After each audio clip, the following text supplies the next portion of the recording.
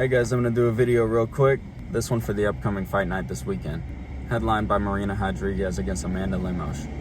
I picked out 3 fights to cover, so we're going to get into it. Starting off with Tagir Ulanbekov against Nate Maness. Both of these guys have a lot of accomplishments outside of the UFC. Tagir's 2-1 inside of the UFC, with Nate Maness being 3-1 in the UFC. And Tagir lost his last fight to Tim Elliott, but that's a really good guy to lose to.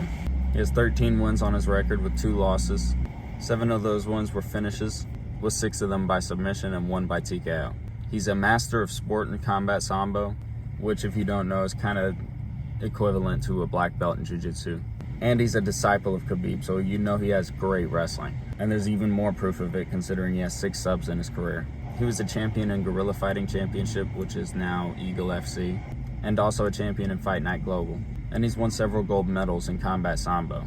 Now his opponent, Nate Maness, is 14-2 in his career.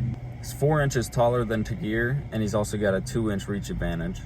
And outside of the UFC, he's won 4 different championships at 3 different weight classes. He's got 2 belts at bantamweight, 1 belt at featherweight, and 1 belt at lightweight. And yeah, it's all outside of the UFC, but the fact that he can range from weight class to weight class is pretty impressive. But for this fight, he's dropping down to flyweight. And I think it's his first time dropping down to flyweight in his career. Now, if this was maybe a bantamweight fight or a featherweight fight, I would feel more comfortable leaning with Nate Maness. But given the fact he's never fought at flyweight, and he's going against Tagir Ulanbekov, who's proven to be pretty impressive in the UFC, I'm kind of leaning toward Tagir in this one, but I would love to see Nate Maness pull off the upset. But I think I'll take Tagir in this one. Now on to the co-main event.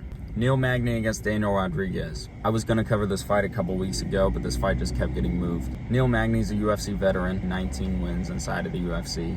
9 losses, but only 2 guys who are top tier talent or have massive potential in the future. Guys like Shavkat, Santiago Ponzinibbio, Michael Chiesa, Rafael Dos Anjos, Damian Maia, guys like that. And he's 6-3 in his last 9 fights going back to 2020. And during the period where nobody wanted to fight Khamzat before he had the Gilbert Burns fight, Neil Magny was the only guy raising his hand to grab that fight.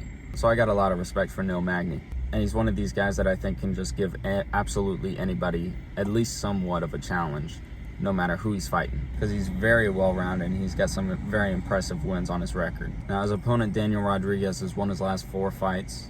3 of those names being Mike Perry, Kevin Lee, and Li Jingliang, and is currently 7-1 inside of the UFC, with a 17-2 record as a professional. He's very well-rounded, he's got mostly decision wins, and I feel like he's more of a grit and grind type of fighter. But I feel like for Neil Magny, this fight's gonna kind of work out well for him. You know, just every fight that I see Neil Magny in, he always ends up being more impressive than you expect. All of them except for at least that Shavkat fight, which only goes to show how good Shavkat Rakhmonov really is. But we're not talking about him right now. But for this fight, I'm gonna take Neil Magny.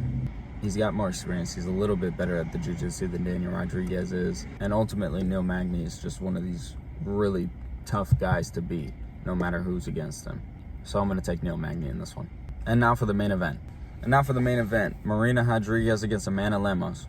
Marina is 2 inches taller than Lemos, and she's currently on a 4-fight win streak, with wins over Amanda Ribas, Michelle Watterson, Yan Xiaonan, and Mackenzie Dern. Some really big names in the strawweight division. And she's 8-1 inside of the UFC, with her only loss being to Carla Esparza.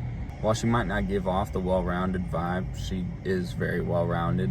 Got an amazing Muay Thai background. She's a 4th stripe purple belt in jiu-jitsu, but I think she mostly prefers to stand. And she's very patient and calculated whenever she needs to be. Now her opponent, Amanda Lemos, won her last fight, with only 2 losses in the UFC, those being to Leslie Smith on short notice in her UFC debut, and the other to Jessica Andrade. She's also racked up 6 wins along the way and has been very impressive, with 4 of them being finishes, 2 by sub, 2 by TKO. She's very well-rounded, but it seems like she likes to push the pace a bit more, and it seems she's more willing to go for a takedown and take this fight to the ground. But like I already said, Marina's only loss in her entire career has been to Carla Esparza. And Marina has just a little bit more experience, but I feel like it's not really going to come into play as much as you would think in this fight. I feel like Marina will probably have the stand-up advantage, but I think Lemos might look to take this fight to the ground. But at the same time, she might look to be a bit more aggressive and try to make the fight a bit sloppy. Normally, I wouldn't go against Marina Rodriguez, but my gut's telling me Lemos. So for this fight, I think I will be taking Amanda Lemos. So to recap for this fight night, I'm going to be taking Tagir Ulanbekov, Neil Magny, and Amanda Lemos. And that's all I got for y'all. So I hope you hit like, subscribe, and all that.